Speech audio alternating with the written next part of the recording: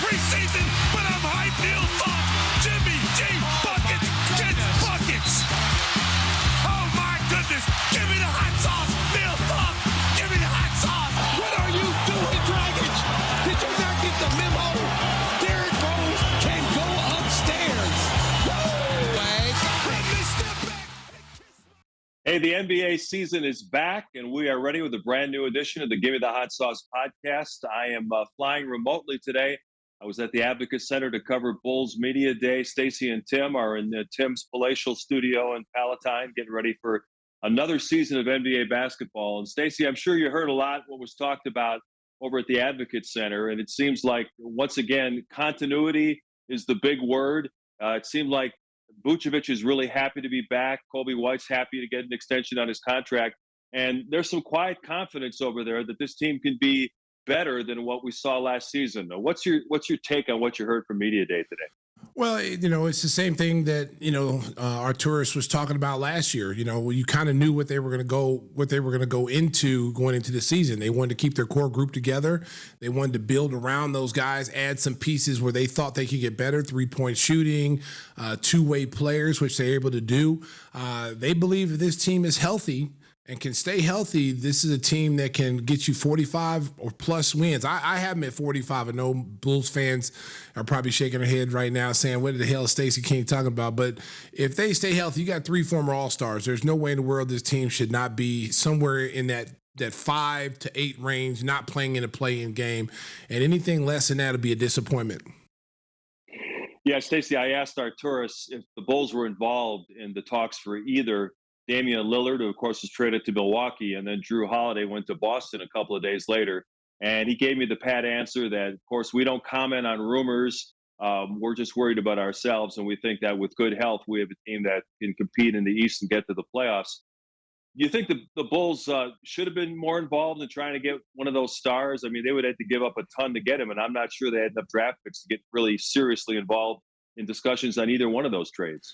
Well, you hit the nail on the head. I mean, assets. The Bulls, didn't really have a lot of assets. You'd have to give up some of your veteran players and go into a full rebuild mode. That's one reason why Miami was not able to pull the trigger on Damian Lillard. Pat Riley overplayed his hand. He thought that because Damian Lillard said, hey, I'm not going anywhere but Miami, so he kind of thought that Portland was going to be held hostage by that and then basically forced to trade to Miami, which didn't work out. Milwaukee came in like bandits. They snuck in the middle of the night. No one heard them coming. They weren't even in the discussion of the trades where he could possibly go. And then all of a sudden they pop in there. And for what they had to give up, it wasn't really a lot. I mean, you're giving up Drew Holiday, who's a former All-Star guard, and some draft picks, and they came off really, really well. But they didn't get a chance, Mark, to celebrate too long because Boston counterpunched exactly what I thought would happen. I honestly thought we would be involved in that situation as well, the Bulls. But you just don't have the assets that Portland wanted. Portland wants a complete rebuild. They want draft picks. They want to load up on as many draft picks as possible. So if you go and you look at the draft picks that they were able to acquire throughout these whole trades, they put themselves in nice position. They've already got a lot of good young talent there. You're going to get a veteran point guard in Brogdon, what you got from Boston in the trade for Drew Holiday. So you'll get a guy who can play off the ball with Scoot Henderson. And, you get DeAndre Ayton, a young center who people forget he's only 25 years old. It's not like he's a 30-year-old center. So they've got some really good young pieces and a really athletic team. And the Bucks may still turn out to be the big winner because during today's media days up in Milwaukee, Giannis said that he's not going to sign a contract extension this summer because it makes more sense financially to wait until next year. But he said, I'll sign it next year. So if that's the way it works out, this trade is going to be a winner for Milwaukee in the long run. Well, he says that now, unless they get bounced in the first round or second round of the playoffs, then, we're right back at, I want to look at my options. I want to win. Milwaukee understood what they needed to do. You know, you go out and you get an all-star caliber player, one of the top point guards in the league, and bring him on the Milwaukee Bucks team to appease Giannis, because Giannis has made it very clear to you that if you're not going to put this team in position us to win beyond this year, I'm going to look elsewhere. So what do? They go in there and they go all in on Dame Lillard. And, you know, people keep forgetting how good Drew Holiday is and was for Milwaukee. He's not some slouch. You're going to miss Drew Holiday on the defensive end this year. Dame Lillard is not the most gifted defensive player. Let's just be honest about that. He's a gifted scorer, but on the defensive end, he can be taken advantage of. And you lose a guy like Drew Holiday on the defensive end that also understands, like, he's not going to be able to score like Dame Lillard was, but he could really be serviceable, gives you 20 points and gets you some rebounds, and he does all the intangible things you want, kind of like Lonzo Ball did for the Bulls. So that trade could come back. On paper, it looks great, but when it comes down to nut cutting time, when you got to stop somebody, and now you got a motivated Drew Holiday in Boston. You know, now he's going to get a chance to play against the Bucks in the playoffs to show them what they missed. So that's going to be an interesting series if it ever gets to that. Yeah, you mentioned Lonzo Ball, and he was at Media Day today. They brought him out in front of the cameras, and he didn't have a whole bunch to add to what's going on, but he said that it was a major procedure to try to repair his injured knee, and that he's going to take a full year to try to get right. But he said he definitely plans on playing again. And so that was really the only news with Lonzo. He said basically he'll be a resource for his teammates to try to help out in any way he can with the point guard competition and helping some of the young guys adjust to life in the NBA. But he's also going to spend a lot of his time in California with his own trainers and doctors rehabbing. One of the guys that was talked about a lot was Javon Carter, who grew up in the Chicago area, played at Proviso East High School. And Stacey, it was interesting to hear both DeMar and Zach just praise Javon Carter. I mean, DeMar said that he killed us in a game in Milwaukee last year. I've been battling against him for years. I got a ton of respect for him. And Zach said not only is he a good three-point shooter, but he's one of those guys that you hate to play against because he's a pest. He'll pick you up 94 feet and really make you work. And I think that, you know, Javon Carter may turn out to be a guy that kind of an underrated signing by the Bulls this year. Well, I think he will be an underrated signing until when you start to see him play and you realize that the Bulls got high value from him, because he's a guy that can do a lot of different things. You know, he came in this league with a chip on his shoulder. You know, he was defensive player of the year in college at West Virginia, played for Bob Huggins. So, you know, the kid is tough. You know, he had to fight and scrap his way into the rotation of the Milwaukee Bucks. He was, you know, some game he had a lot of DMP CDs, and then all of a sudden he started working. You know, he got in the game based off his defense, kind of like Jimmy Butler did here when Jimmy was a rookie. It was like, okay, how do I get on the floor? It's not going to be with my offense. It's going to be with my defense. And that's how he was able to get himself from being a bit player in Milwaukee to being in the rotation to also starting last year. He's worked on his three-point shooting.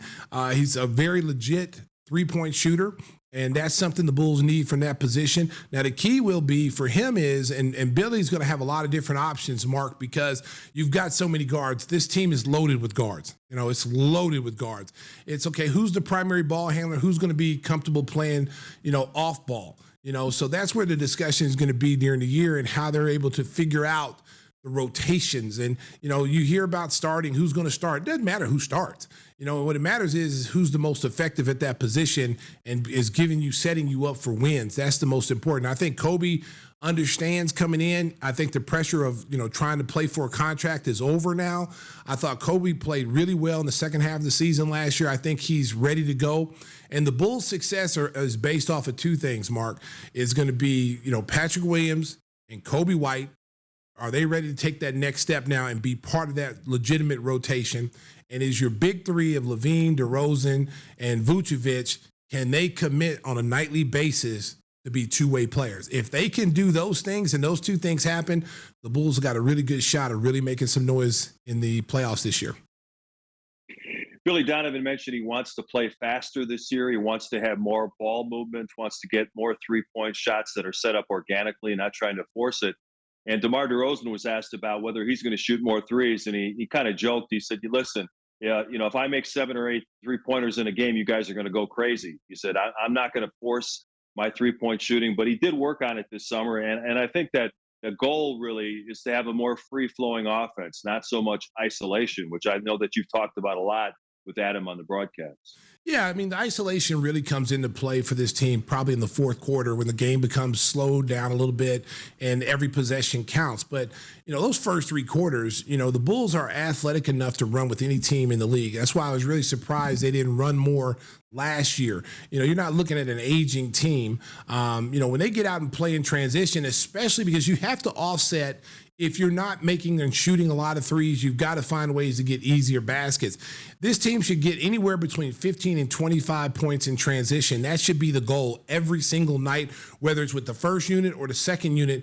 We have to be in the top 5 in fast break points. I would love to see them do that because I think, Mark, if they do that, that's going to offset nights where they're not making threes or that's going to offset nights where they might not get to the foul line, because that's something else I heard during the press conference. They wanted to get better at getting to the free throw line. Well, the only way you get to the free throw line is take the ball to the basket. You're not going to get to the free throw line shooting 3-point shots. I mean, unless some guy's going to commit a dumb foul, you're going to get to the free throw line by attacking the rim. And the Bulls have some of the best wing attacks in Zach LaVine, and you've got DeMar DeRozan, Patrick Williams, Kobe White, guys that can get to the basket and draw fouls. They've got to look to do that a little bit more than just settling for jump shots all the time. So that's an area I think it's got to improve. And then they got to find ways to get Drummond. Drummond to me is another one of those guys. He's got to play 25 minutes this year. They've got to find 25 to 30 minutes for him to play off the bench as the reserve, because there's only 2 legit centers on this roster. It's him and it's Vooch that's going to be on the opening day roster. So to play, Andre Drummond 12, 14 minutes a game, this is a guy who's played over 700 NBA games and he started in that many. It's tough to put him, having him coming off playing 10, 12, because in his mind, he knows he can do much more. And we've seen what he can do when given minutes, especially on the rebounding, offensive rebound, because you heard our tourists talk about offensive rebounding.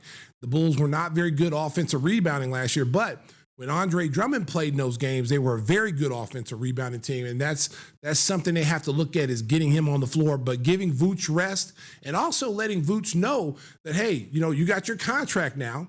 You played 82 games last year. And you're a big part of what we do. But the nights when you don't come out with the energy, we got this big cat over here that wants minutes, and that's going to put pressure and hold everybody accountable, because you got guys that are coming off that bench now, Mark, that are going to be hungry. This is a very deep team. Whether people want to believe it's quality depth or not, doesn't matter. It's a very deep team, especially at the guard position. And, if you don't come out ready to play, Billy has options this year that he probably didn't have the last year. Before we shift to some Bears conversation with Mark Grote, did you see our guy Jimmy Butler? You mentioned him earlier. It's the second year in a row he came out with a crazy hairstyle. He's got piercings in his eyelid and his lip. And he said he was in his emo phase. I don't know if we got the photo. We got the photos, guys. Listen. Yeah, America. I mean, that's crazy. America. This reminds me, if anybody is old as Timmy Whispers and I, you remember Jermaine Stewart? We don't have to take our clothes off to drink the cherry wine. That's it. We don't have to take our clothes off to drink the cherry wine. That's Jimmy right there. That's Jimmy right there. Jermaine Stewart. Oh my God.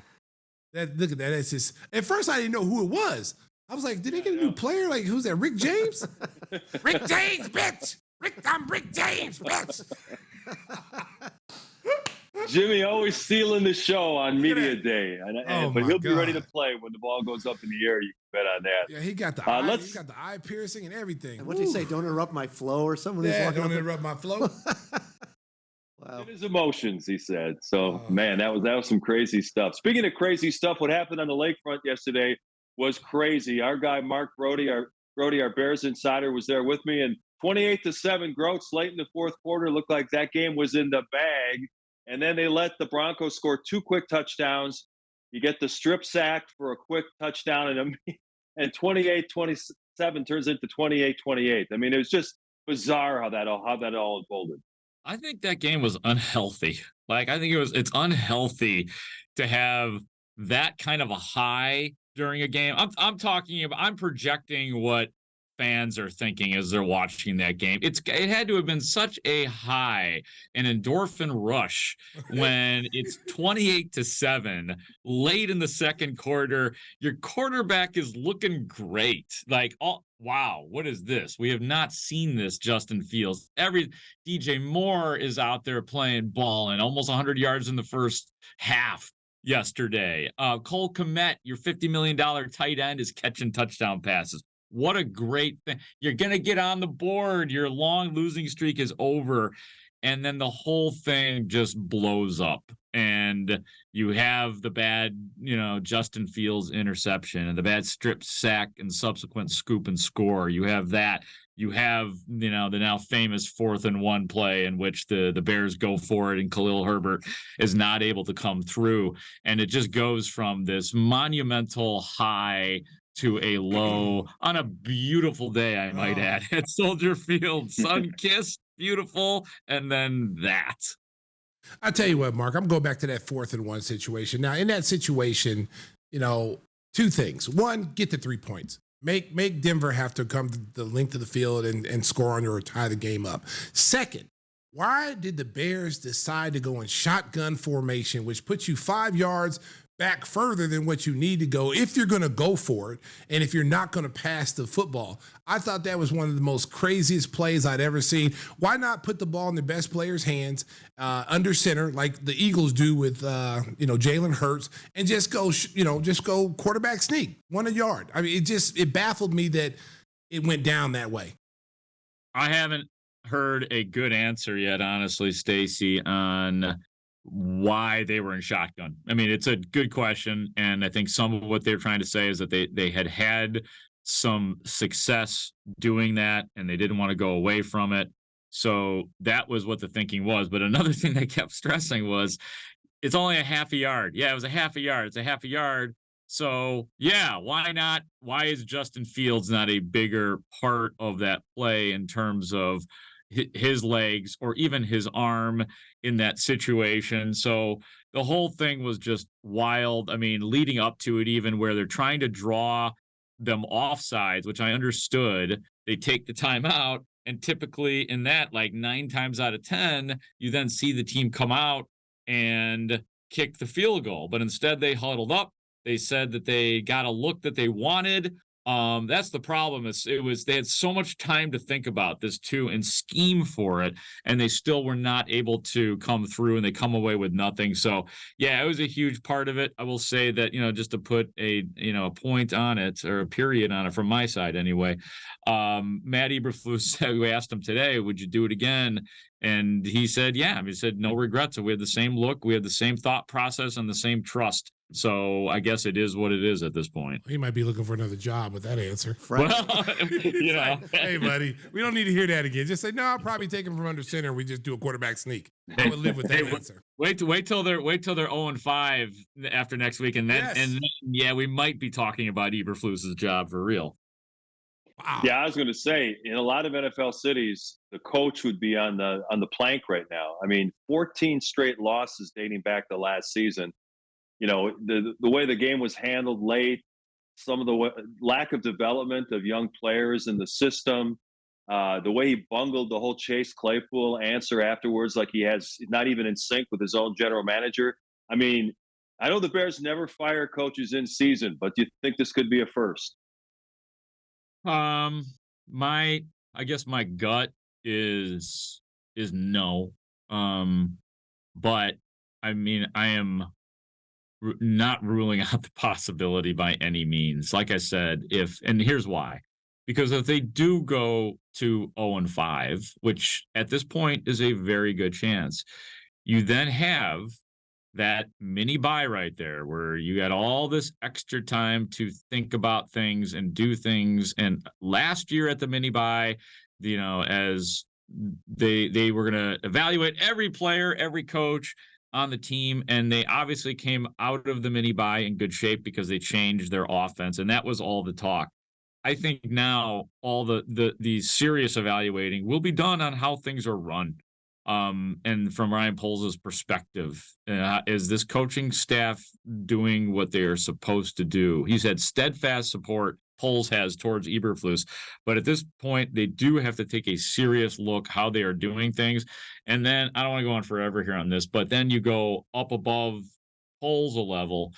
Kevin Warren being the new president, CEO, the new Ted Phillips of this team, we still don't know exactly how he operates and what he thinks about this group. Is he steadfastly behind these guys and is going to allow for time and allow for error, allow for growing pains? Or does Kevin Warren look at it as like, wow, this is a mess. I'm the new boss in town and we got to do something.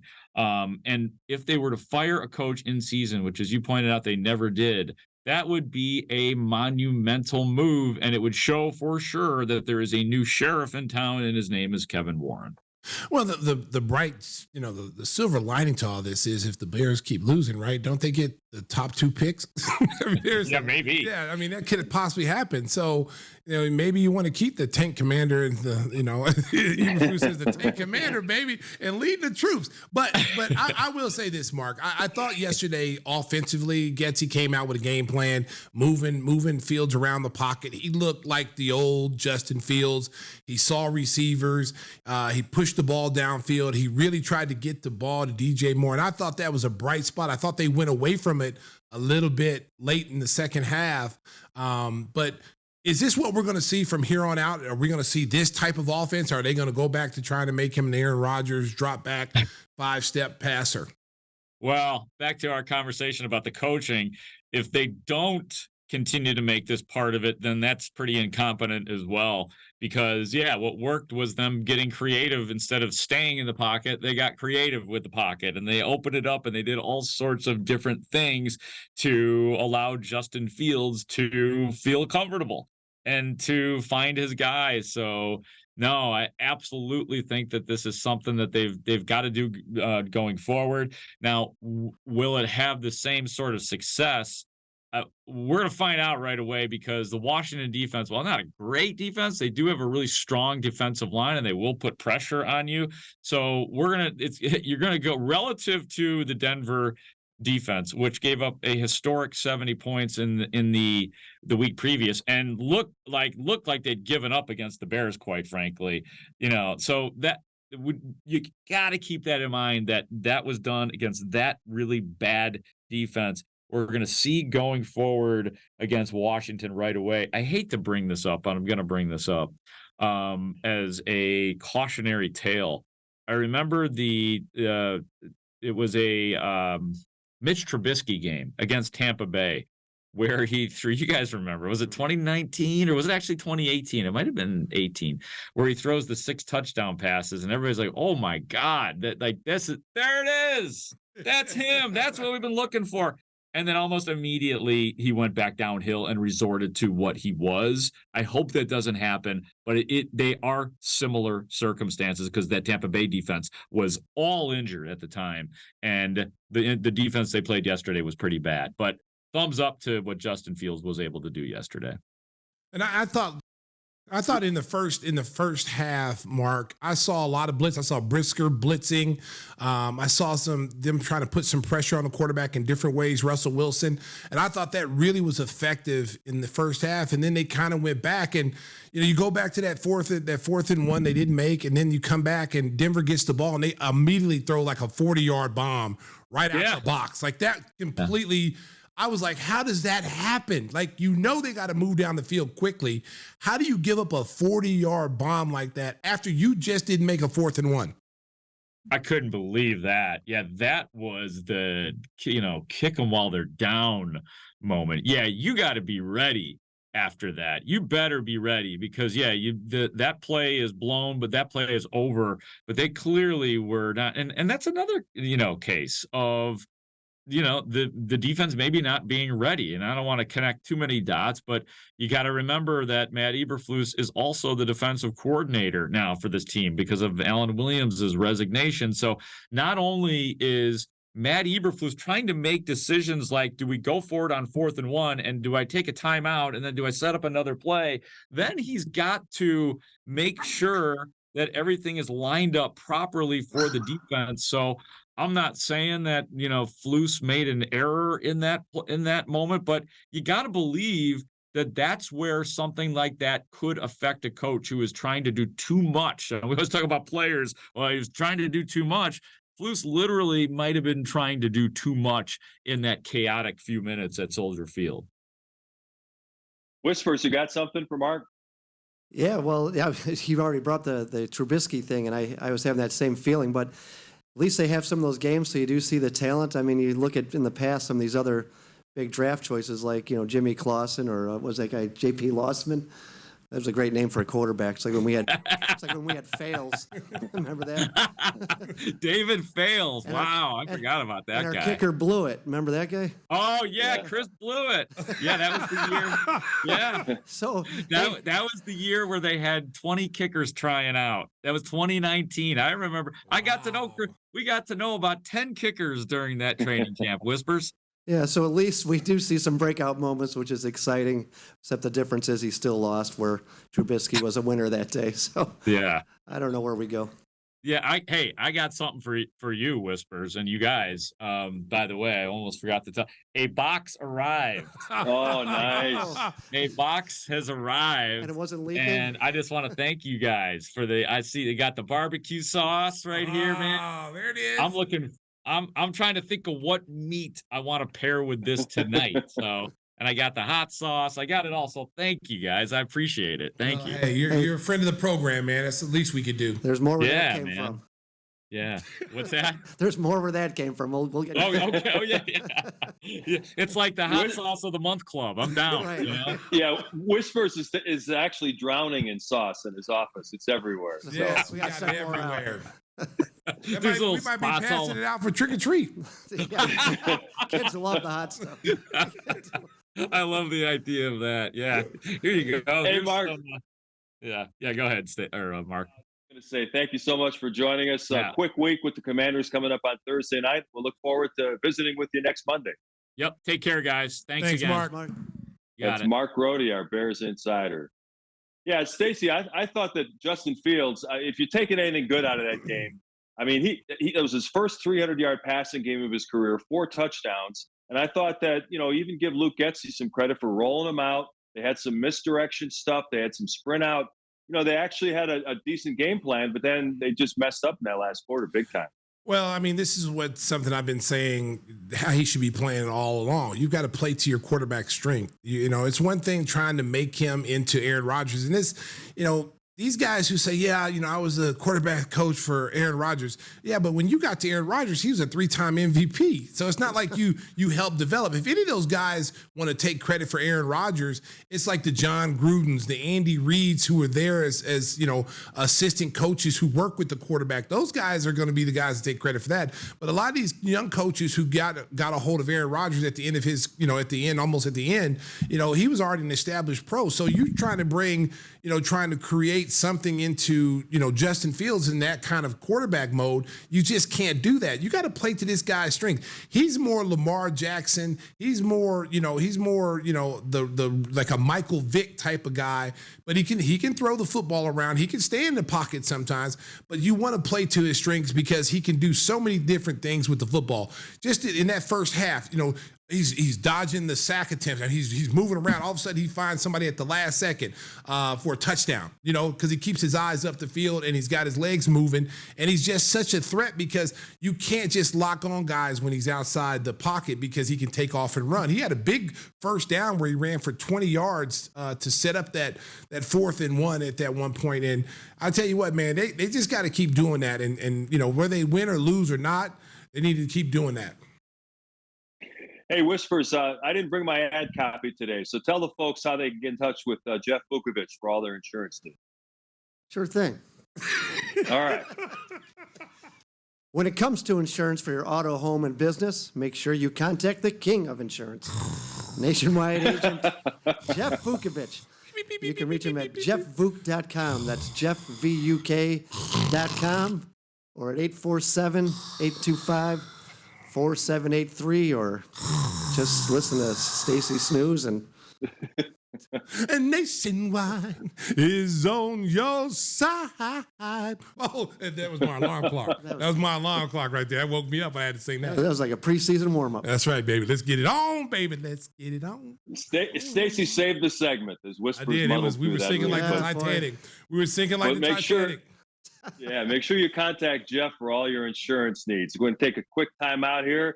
And Stacey and Tim are coming back. They've got a very special guest coming up. They're going to talk some mixed martial arts, and a whole lot more. So stay tuned.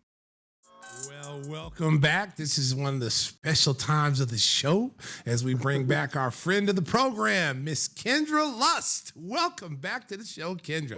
Woo! What's up, gentlemen? How are you? I mean, I got to do a little something. I'm all covered up here, but it's okay. It's okay. Mysterious, right? Yeah, all over the internet. Oh, we're just so happy to have you. This is a fun time for us because last time we had you, I think people got a better look at like things that you do outside of, the things that you do. Like you're a big sports fan. We talked about how you're a Detroit Piston fan and a Detroit Lions fan. How about those Detroit Lions? They're on a roll right now. They look like they're legit. They are.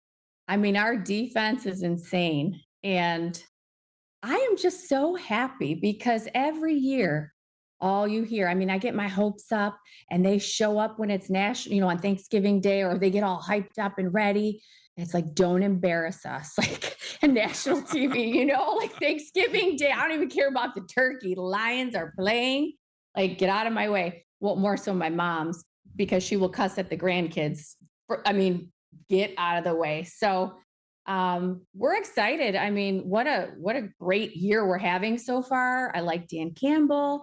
He worries me sometimes, like some of those risks that he takes.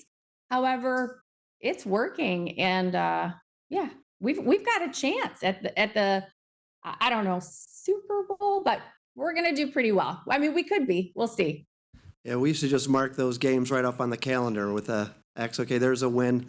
Now it's the reverse, as you've seen with the Bears. But how many games are you making it to? Yeah, well, my mom's coming in town, not for Thanksgiving. She won't be in here. Well, she'll be here for Thanksgiving, but we're not going to that game because it'll be insane. And so we're going to be taking her, I think, to the following game. I have to check. However, getting back to what you said, now we're Xing you guys off. 0-4, I think you guys are. So sad. Okay, that's unnecessary. Okay, that's really uncalled for. You guys are winning now. You can talk a little trash. I know. But the Lions used to be on the basement for a long, long time there, Miss Kendra Lust. Yes, we've been rebuilding since the 50s or something. I don't know, forever. It's like rebuilding since whatever. My mom, she's insane about the Lions. I mean, she's like, just before I die, a Super Bowl, that's all I want. I sent her dog a little bandana, and our dog wore one for one of the games. And it so happened to be the one game that they lost. I think it was against Seattle. And I said, why isn't Zoe wearing the bandana? She says, I tore that son of a bitch off. That's bad luck. And that's BS. Like, she was so mad, and it's in the garbage. And she's like, it's bad luck. I took my jersey off. So anyway, no more bandana. Now, is the rivalry as big with the Packers as it is for us with the Packers, with the Lions? Well, you guys had a huge win last Thursday. Not a lot of people were talking about that. I know that Aaron Rodgers wasn't there, but it's still the Green Bay Packers. That was a huge win on Thursday night. Yes. And for us, it's always a big win because, for me, I think because they're in our division and they're so close to us, but you guys are close too. Something about those Green Bay cheeseheads and I don't know, they rubbed me the wrong way. So and we beat them last year too. We took my mom to that game. She was making friends. I'm like, they're like, bye, Mary, bye, Mary's family. Anyway, so it was great. So it's bittersweet. I love when they kick Green Bay's ass. So do we, but it hadn't been in a while. It hadn't been in a while since the Bears have done it. So we just have to revel in someone else's victories. Yes. Painful. So you were talking about cooking earlier. So when Thanksgiving comes up, do you take after John Madden and throw a turducken in? Yeah, I can't say that I do, to be honest. I would be lying to myself. I mean, maybe one day, but yeah, I mean, R.I.P., John Madden. Anyway. Now that they're winning, it might be a good choice this year. Yeah, we'll see. I just don't know that I'm that savvy or I can pull that off. Okay. I'm wearing a lot of hats over here. Okay. As you can see. Okay. Yeah. So we'll see. I mean, turkey, I don't know if you guys are big turkey fans or do you guys always? Yeah. Me either. Do you guys do traditional stuff? I try to, I mean, for the people that you have over your house that want the traditional, you go traditional, but I'm more of a ham guy or fried turkey. I like the fried turkey. I kind of go, you'll make a fried turkey and then we'll make a regular traditional turkey. And I prefer to do the fried turkey because that's much better because, the real turkey is just dry. It is, no matter how you bake it or cook it, it is. It's like you got to slop it in gravy. It just, for me, I'm not a big turkey fan. However, everybody is fighting for the dark meat. Everybody wants the dark meat. So after they ravage through the dark meat like a bunch of coyotes, it's only left is the dry. And if you get there late, you're getting the dry meat. Yeah. I mean, you take what you get. I'll take the wishbone. I mean, it's really, obviously about being with family and being grateful and counting your blessings in Lions football from where I come from. So yeah. But I don't know, honestly. Usually it's my aunt that will cook and I usually have Christmas. So we'll see. But I always help out. We always kind of bring a dish. So well, we were doing a KC barbecue. And I know you've taken a trip with Julian, your partner. He introduced you to some KC barbecue, and so there's an option for you. How'd you like that when you were down there? It was it really changed my view or I guess I never was a big barbecue person per se until you really you're in it and you see how long it takes. I have a new love. I want a smoker. They are insane. We oh my gosh, we went to a birthday party and they had, it was kind of funny. We were kind of laughing at him. He had goggles, gloves. It was serious. It's serious. And I was like, what the hell is Greg doing? But Greg was, all in. And when he pulled out the brisket, the smell, it was so tender and everybody was loving it. His wife, one of my really good friends is like, I think Greg's got he's got a heart right now. He's really excited over this. He's just watch out for Greg. Yeah, Don't Greg, bend over. It's like he was so excited and proud. But my husband comes by and he lifts. I said, do not, that's a science. You cannot do that. So I guess getting back to your question, yeah, it was really interesting to see how they cook. And there's some love in that food. They definitely are proud of their barbecue. And it was very good. It was tasty. Ooh, I could really, I was unbuttoning my jeans. I could put on a few pounds if I lived there. So yeah, definitely a new love for barbecue. Let's talk a little bit about, you're all over the place. You got so many different projects that you're doing, you're in MMA, you're always at the slapping thing, that's what I want to ask you about, because I'm going to tell you right now, I want to slap Whisper sometimes, but he's my friend. I can't do it. Is that, do guys really get knocked out when you watch? When I watch, I'm seeing guys get knocked out from a slap. Is that really true? It is true. And you think when I think of an open hand slap, I think I'm going to bitch slap you because I can knock you out if I were a man. So I always thought what is it? And I'm like, okay, it's a bitch slap, meaning I don't even need to punch you. I'm going to slap you so hard because you're a little bitch, right? Yeah. So when I see these, I'm thinking an open hand slap is going to take this 300-pound guy out. It is no joke. And it is powerful. I think it's just in the way, I guess, the momentum, the physics, however they move their body. And there's a certain way, because if you do certain things, there's a foul. You can't do this, that's a foul. So, and you can only hit certain parts of the face.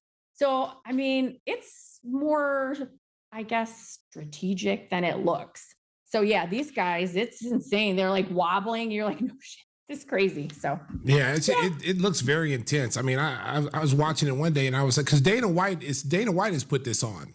So I was watching it, and I was like, man, I'd want to go first. So if I got to slap you first and I didn't knock you out, then I just tap out and say I'm done. You win. You win. You go on to the next round. It's like that nut kicking contest. All right, The you win. what? We're Nut eating what? No, nut kicking. We're starting that. I'm like, Yeah. I'm like, dang. Yeah, we're gonna kick. He wants to start a show where you kick people in the balls. What kind of I've man? done that before. Yeah, see. Oh Lord, have mercy. I have. And You got me over here doubling up right now. right. Getting back. Just wait for it though.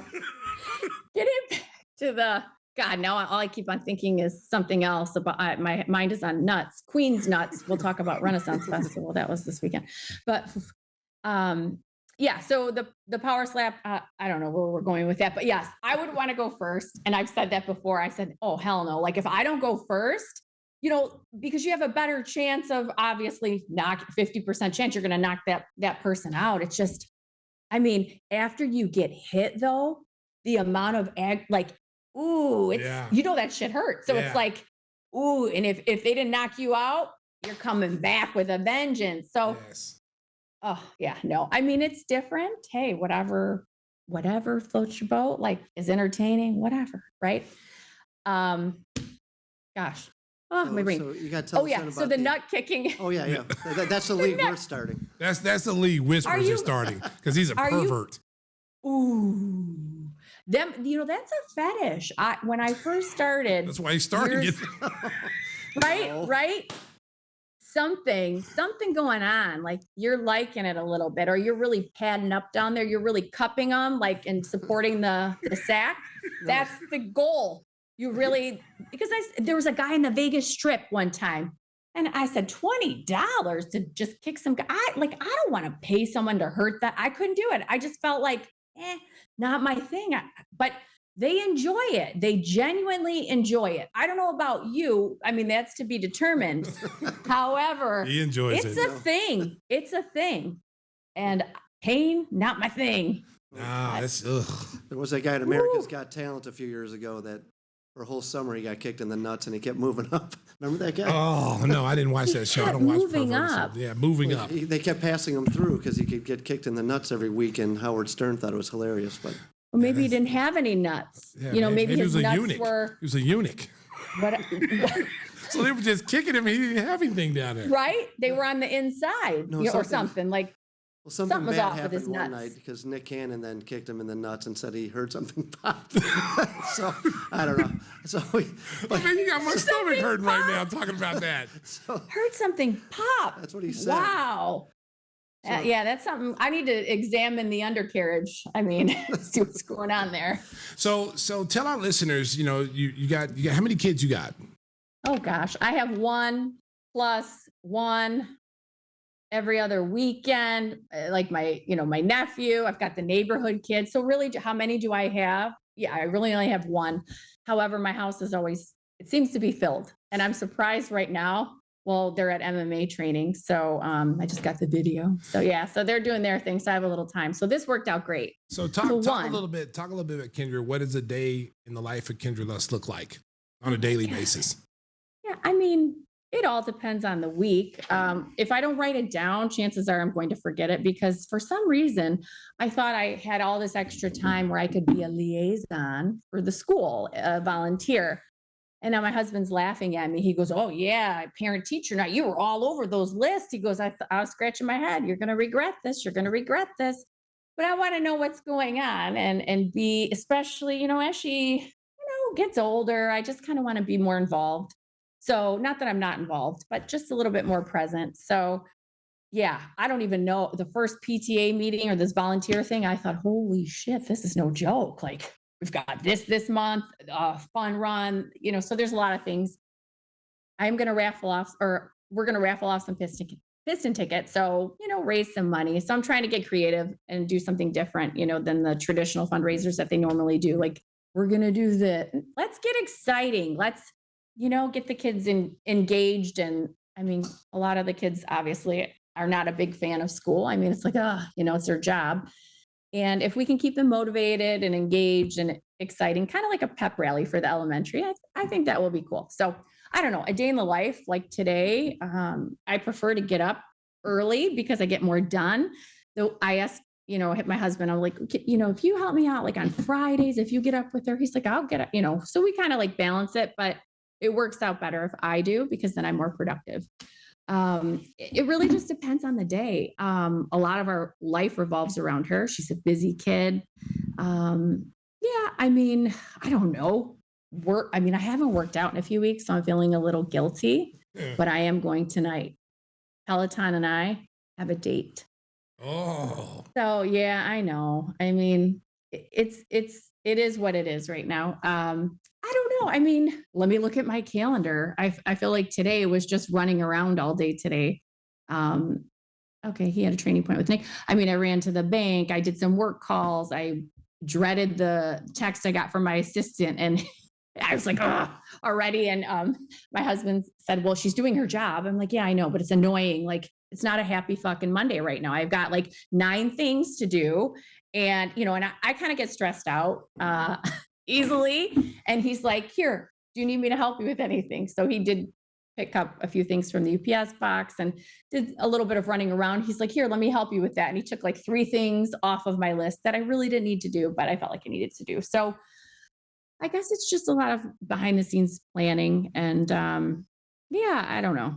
It's just, I don't know that I have anything all that exciting going on. My new website launched. I've got a calendar going. I'm working on a couple hostings at some clubs, which is great. And more so, planning content for the next few years to stack it up so I can continue to release it. So yeah, I mean, I don't know. What's next? I don't know.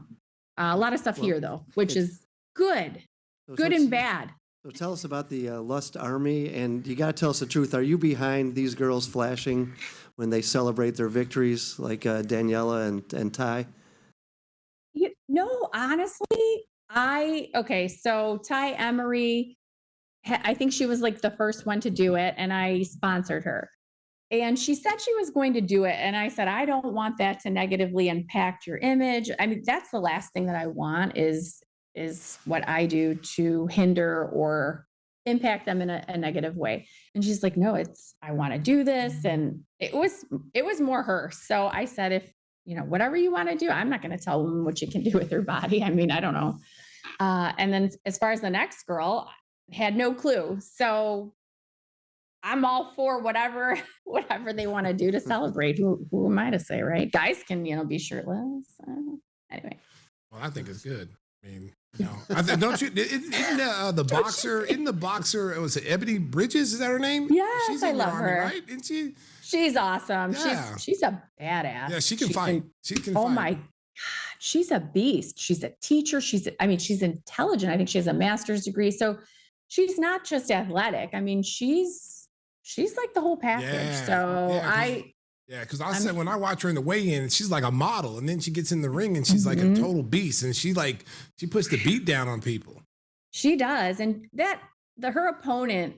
I mean, she was kind of complaining to me a little bit about it, like I think just venting, and I said, yeah, I can understand your frustration. I would probably feel the same way, and just obviously, I'm not going to tell her what to do. She was world champ, who am I? But I just didn't want it to affect her. I think it was fueling her, though. Sometimes trash talk is good. Like everybody needs a Draymond Green on the team, right? Yeah. Who could just trash talk, because you have those guys who haven't developed the mental mindset, right? It's how to deflect that or ignore that. And I think she used it as fuel. So she knew what she was doing, and she knew she was much more talented and more experienced. And she dominated. Now, we were just talking about you going to the PTA meetings and doing the things with your kids. Yeah. Everyone knows who you are. You're ultra popular. I have sons that said, "Oh, you got Kendra Lust on your show. I'm checking in. I'm watching." They don't watch any other show, but when they knew you were coming on, they were going to watch the show today. So how is it when you are out in public or you're at the PTA meetings? Do the dads just like forget their wives are with them? It's just they come up and they they want to talk to you, they want to ask you kind of questions. How is that? How do you handle that, and does that happen to you? Well, I've kind of always been behind the scenes as far as the school functions kind of go. So it's like a silent volunteering in different ways, more so monetarily, so the kids can kind of have their parties and stuff like that. However, being there, I think is much more important than just giving money, because then I couldn't really see as much. It was always, my husband. So I don't know how to explain it. I wear like I don't know how to explain it. I blend pretty well because the area I live in, I mean, there's a lot of hot moms. So I blend well, and I'm not trying to like get done up. I'm just mom, like when I'm there, and a ball cap, my Lions jersey. For me, there's a time and a place. And I don't know that everybody really knows, nor do I really give two shits. I did before. And then I thought, why do I care? When I'm dead and gone, is anybody really going to care about what I did? I would rather them know the type of person I was, or my character, or how much I love our kids, my family, and like the stuff I do, which gives me chills and you can't see, for like and I'm not trying to like, pat myself on the back, but for me, I don't give a shit. So yeah, nobody says anything. And if they do, I'm like, oh yeah, I have done adult film, and it's afforded a really good life for me, and my family, and what about you? What do you do? Yeah, because I can see the men being, welcoming, like, yeah, all right. But I can see the moms being more like, having an attitude about it. And it's good that you have that attitude, because we see that as athletes. There's going to be some people who like you, and there's going to be people who don't like you, and they've never met you before, and they're going to judge you based off of what their perception is. So that's why I wanted to ask that question, because I know, like I said, I got sons, and Tim's got a son, and when they know that you're going to be on the show, this is the second time you've been on this show, they get excited about it. So we got our guys in studio. We got, our Sriracha crew over here. They're over there sweating right now. Oh my gosh.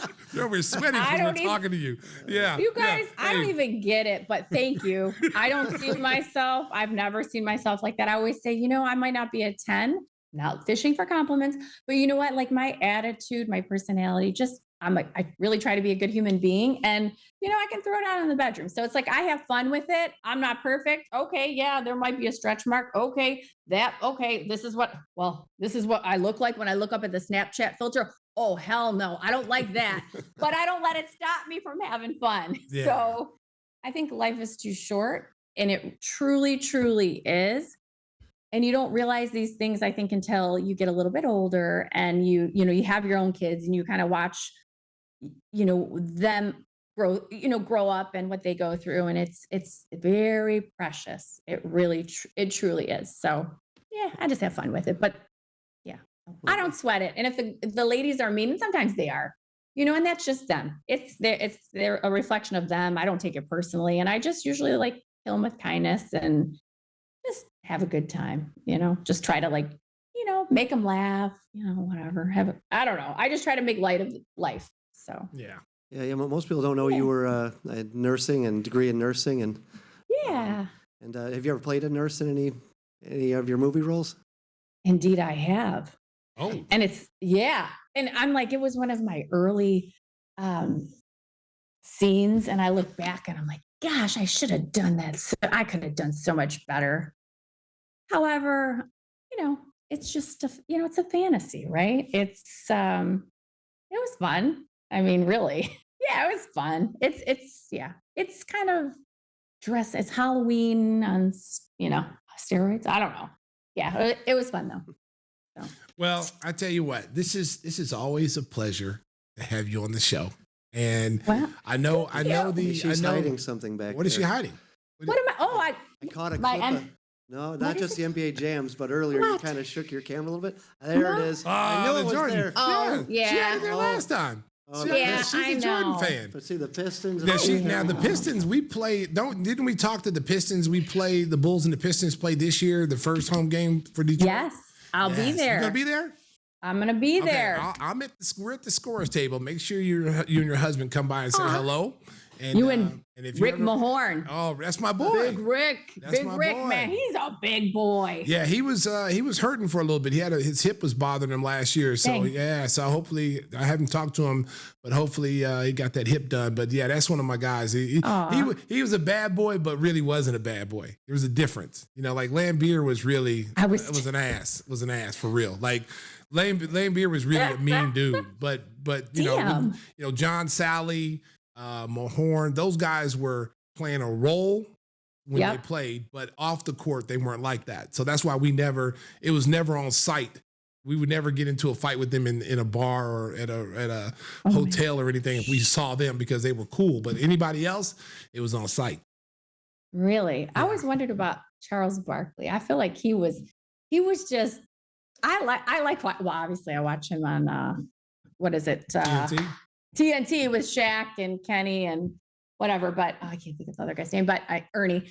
So yeah, I mean, I love seeing him on there, and I don't know. I just feel like he was probably a force to be reckoned with. Like he didn't like, he was a beast too. He's a beast. But anyway, we got a whole studio full of young guys right now. They're outside. They're all excited. They look like they just recognize Christmas. They get a chance to see the great Kendra Lust. Get your face off the glass. Yeah, get your face off the glass. Get your tongue off the glass, you freaks. Oh my goodness. I wish you could see him. One of my sons is here. He just pulled up. Oh my goodness. Oh. Hey, buddy, calm down out there, buddy. Drake, go take a cold shower, buddy. Kendra, it was always a pleasure having you on the Gimme the Hot Sauce podcast. This has been a pleasure for us to have you on there. You are a friend of the program, and you are more than welcome to come on anytime that you want. Thank you guys for having me and my, crazy hair and all that good stuff. I'm going to get a workout in. Peloton and I are going to have a little date. So we'll get you some more barbecue just in time for Thanksgiving. Yes, right? Maybe make a spicy turkey. Well, our little hot sauce packer, Timmy Whispers here, he'll make sure that he will send that out to you. And you make sure you do a video of our hot sauce, because you're one of our big clientele here. We want people to know that you like our hot sauce. Yeah, I'm gonna have to do a challenge. We're gonna have to do that. Let's do it. Yep. We'll do the nut challenge. Kick to the nuts. You ain't kicking me in my nuts. I'm not in that challenge. That's Tim. Right. But I can tell he is excited. The grin on his face when I said That's my thing now. Yeah, look at him. He's over here. He's over here right now sweating too. I just ate this guy. Some Queen's nuts they were called the Queen's nuts from the Renaissance Festival, but I'm going to kick you in. I'm going to kick some whisper nuts, okay? Yeah. He won't be whispering when you kick him in his... Yeah, I think I will be. Help me. Help. All right, Kendra. All right, guys. You be good, girl. Thank you so much for having me. All right. Yeah. Bye-bye. Bye-bye. We are back on Give Me the Hot Sauce. I hope you enjoyed the interview with Kendra Lust, and Tim's going to be packing some hot sauce to send her way. Mark Grote got his hot sauce. Tell the folks how they can get their own bottle, Tim. Speaking of hot sauce and what was saucy, Kendra, great guest. Years ago, I was going to do a movie with her, and I was a doctor, and she was playing a nurse. It was going to be hot. Play little Foo Fighters in the background. It would have been a great soundtrack. I think we could bring this script back up 25 years later and get this done now. But in the meantime, go to Jules, or go to GimmeTheHotSauce.com, GIMME, thehotsauce.com, and use Walk-in Q, Walk-in Fire, and get a free bottle. Chris, your career could have gone in a whole different direction if you'd made that film. Oh, man, it could have. Well, the last time she was on, we were talking about great actors that had done some porn. You remember that? Ooh. Come on. Ooh. David Duchovny was one. Oh, okay. And then, Really? Sly Stallone. Why do you think they called him the Italian Stallion? It wasn't the boxer. Okay, I didn't know this. Only Christopher Walken would know this information. Yeah. That's right. And remember, you can pick up a bottle of Stacey's signature sauce at your local Jewel Osco store. Chris, you're out of here. You crossed the line on that. And one. Remember, America, she'll like it too. She'll like it too. Hey, Stacey, what grabbed you from the weekend in college football? Georgia almost lost to Auburn. Notre Dame had to rally late to pull out the game against Duke. What'd you like about the weekend in college football, besides, of course, the Oklahoma victory? Yeah, we'll hold off on Oklahoma right now because we are the best. I would say what I'm seeing right now is the SEC is not as powerful as we think it is. This is one year they seem like they're off. Georgia doesn't seem like the powerhouse that it once was. Alabama struggled here and there. LSU and Mississippi State or Mississippi had a good game. Went down to the wire. They both scored over, almost 50 points between them. The Pac-12, but now it's the Pac-2 because there's only 2 teams left in the Pac, so it's the Pac-2. But they seem like they are the strongest conference. That USC and Colorado game was exciting. USC barely escaped. Oregon State beats Utah, which is an upset. Oregon State, I think, ranked 18th or 19th. So the Pac-2, the rogue conference, as I'm gonna call them, the rogue conference because they're rogues right now. That seems like to be the strongest conference out in college football right now. And then my Sooners, who are representing the Big 12, but we'll be going to the SEC to cause havoc next year. We are dominating right now. Yes, see that here in America. If you can see this, says the OU update. Sooners do what Oklahoma State couldn't do. We beat Iowa State by 30. Okay, Oklahoma State lost at home. Iowa State comes down and plays us, and we blow them out by 30.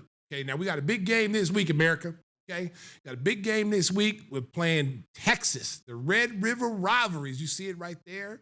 It's one of the biggest games, one of the biggest rivalry games in college football in Dallas, Texas. And the stadium will be half red and half orange. Yes, what do you have to say there? We got Francisco's breaking in news. So just to update from what I mentioned to Stacey before the show, Oklahoma Sooners are currently 54% chance to win according to ESPN. Yes, I just want to throw that out there, America. You notice they said 54%. So that means the odds are that we are going to win that game. If we lose by chance, I went to the University of Texas. I'm a bandwagon jumper. I'm sorry, America. I'm sorry. Whoever's number one, that's where I went to school. But I'm going with my Sooners this week to beat Texas in Dallas and to bring back the trophy. Hey, baseball season's over in Chicago. The Cubs collapsed down the stretch to miss the playoffs, and the White Sox wind up losing 101 games. I guess it's a season to forget for Chicago baseball, guys. No one's ever done that, Mark, to lose. What they only won 9 out of their last 30? Jeez. After that streak they were on? No one's ever done that. Yeah, and so many close losses, so many blown leads. I mean, that's what really stands out about what happened in September. I mean, they're going to probably have a tough time signing Cody Bellinger, too. Yeah, when he did his last interview, it sounded like it was an exit meeting. Yeah, it did. I mean, he just, hey, I really enjoyed my time here. It was great playing with all these guys. The Cubs are a great organization. I wished him well. And I was like, is he leaving? First time they missed the postseason. Well, I'm just sitting here thinking to myself, I'm like, this kid was one of the main reasons why they were even in it at the second half of the season. Why wouldn't you bring him back? Why wouldn't you try to bring him back to re-sign him and try to make a run at it next year? Their pitching kind of let them down this year, though. We said that, Mark, when they were in the playoff hunt and they were right in there, they were solid. That was the one thing that we addressed. Their pitching was going to be the reason why they wouldn't be able to make it, and it kind of it just showed its ugly head. And their bats got cold too. Their bats got cold too, though. A lot of question marks about pitching next year, and Cody Bellinger, the Yankees are going to make a big-time play for him. I've heard reports they may offer him 10 years, $300 million, and I know the Cubs aren't going to go that high. So it'll be interesting to see how everything shakes out, and the White Sox have a lot of work to do in the offseason as well after things really unraveled for them. New front office. I mean, the White Sox got new guys in place. Right, Chris Getz. So let's see what direction they go into. I mean, this is high expectations, the last couple of seasons for the White Sox, only to have injuries derail them and just really, it just seemed like this year, Mark, they just lost the clubhouse. The manager lost the clubhouse, and it was never the same. And then, Tim Anderson in and out of the lineup, it just wasn't their year. And so it's going to be interesting to see what they do, what their farm system looks like, how many guys are ready to move up, or do they make moves to bring in talent? Losing 100 and some games. Whew, man. Yeah, it's a rough deal. And Pedro Grifol will be back as manager. They've already announced that.